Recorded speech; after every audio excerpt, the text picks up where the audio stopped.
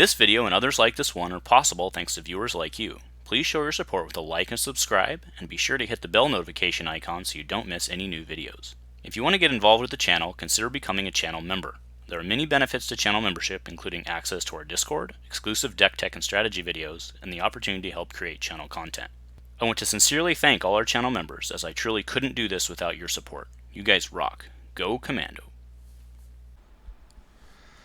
It's Destiny Friday. I am SwagDean.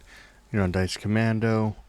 And we are knee-deep, at least, into some Smash duos. This is one of the tough ones. May go through several iterations. Maybe I'll hit it right off the bat. Let's be optimistic.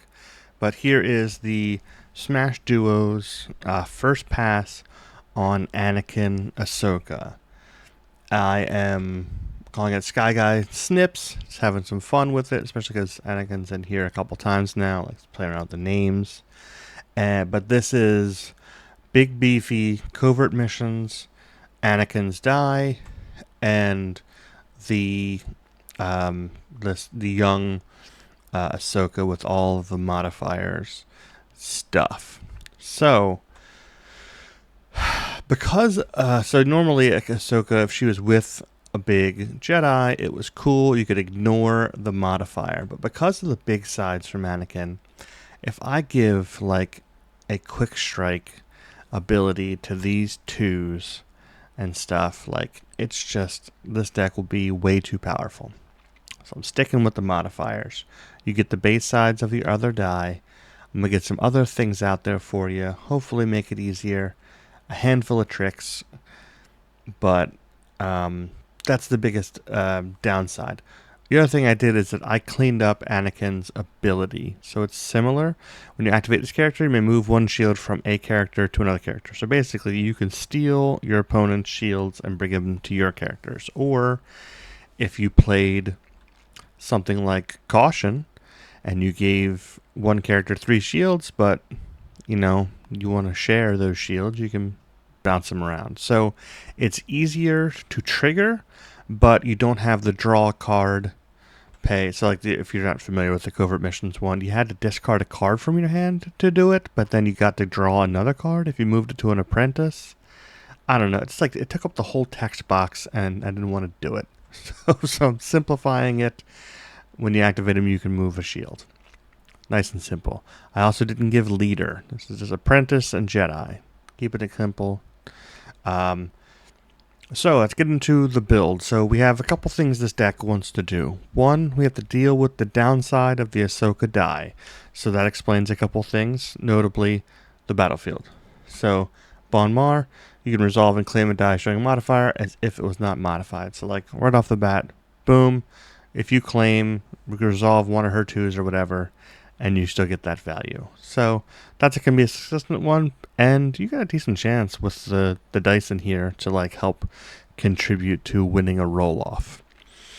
But let's say this battlefield doesn't get picked. We got legacies. Spot a blue character, resolve interesting as there's a modifier, as if it does not have a modifier. Boom. Simple. Easy. Last answer, Nexus of Power. After you activate it, turn it to any side, just flip it to the shield or flip it to the melee, and now it's not a problem anymore. So those are the ways that we're mainly doing it. There's other dice. You'll see that like you can get some value from it, depending on what it's showing. But that's where we're going to go for now. I also went with a full kind of like a lightsaber package with this one, which allows us to use the Diadem Power Cell, where you can, get bonuses for resolving a weapon die showing damage, and you get a bonus if it's a lightsaber. We've got 3 lightsabers. We also get to play lightsaber pull. This is a very popular card, at least for like an era, until you had like enough lightsabers to fill your deck up. But with this one, and I found like other decks in Smash that have the Shoto, a lot of times you're annoyed because like I have the Shoto, but I don't have another blue weapon, so like its ability doesn't trigger, which is annoying. So lightsaber pull, hopefully you grab one of them. Lightsaber pull, you can like grab the Shoto to add to one of the other ones. You can grab the Anakin saber because it has redeploy, or the heirloom. It's just a good way to make the deck a little bit more consistent to get into this lightsaber package I got going on. With the lightsaber package, it binds all things, of course. Why not? So, Anakin Saber, where else would it go? Shoto, it's got to go with Ahsoka. Force training was kind of generally decent. With dealing damage, getting resources, shields, all the things that this deck does. Gives you a focus. It's got another modifier out there, but like I said, because the deck has a lot of tricks to deal with these modifiers, I just feel like it's not a bad one to roll in there. Overqualified, choose one of your dice, remove a die showing its value less than the chosen die. So, those 2s on the Ahsoka, even if you can't resolve it, can be helpful here. Attunement, we've got melee, we've got shields, we've got blanks, we can do all of those things. Defensive stance, get some shields, which you can manipulate. Caution, get your shields, which you can manipulate. Overconfidence is like a decent blue mitigation card, and then side by side reroll a die. You may remove a different die showing the same value. The nice thing about the Anakin Ahsoka is that there's a decent values on these dice for something like side by side, and then obviously the art features the 2 of them.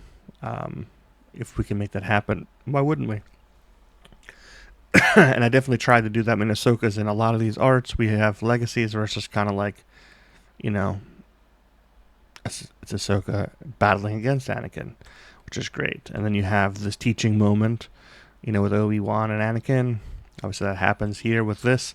So right now, I like the deck thematically. I think it's going to function with us dealing with the downsides, and it has some upsides. I mean, obviously you have a 4-side, so like right off the bat, that's pretty potent.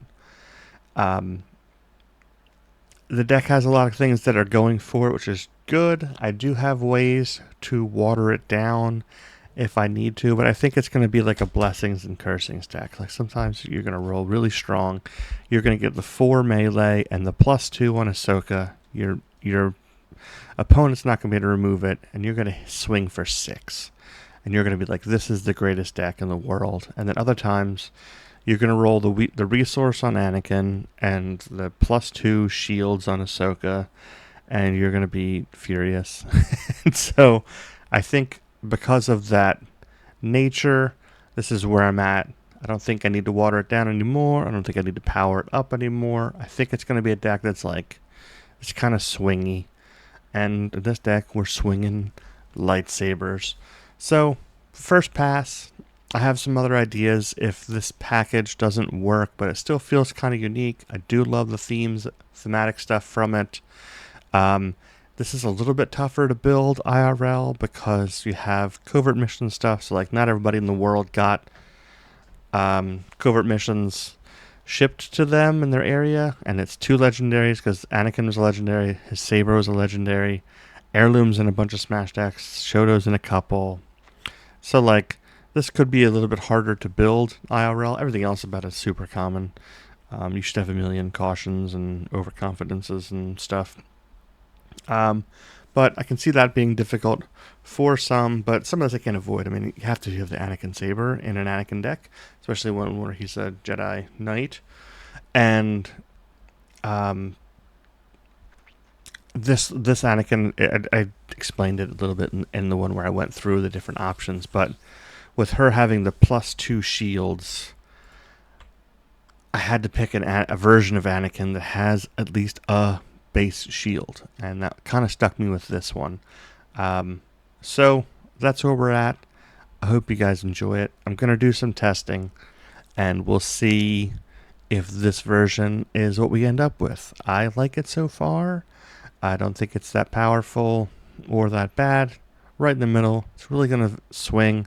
It's a high ceiling, low floor sometimes thing, and that's a fun way to play some Smash.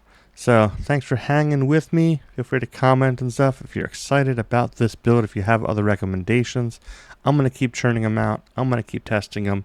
Eventually we get to the end of the series, and that will be the end, mic drop of Smash, and at least Smash Duos. So, here with some comments and go commando.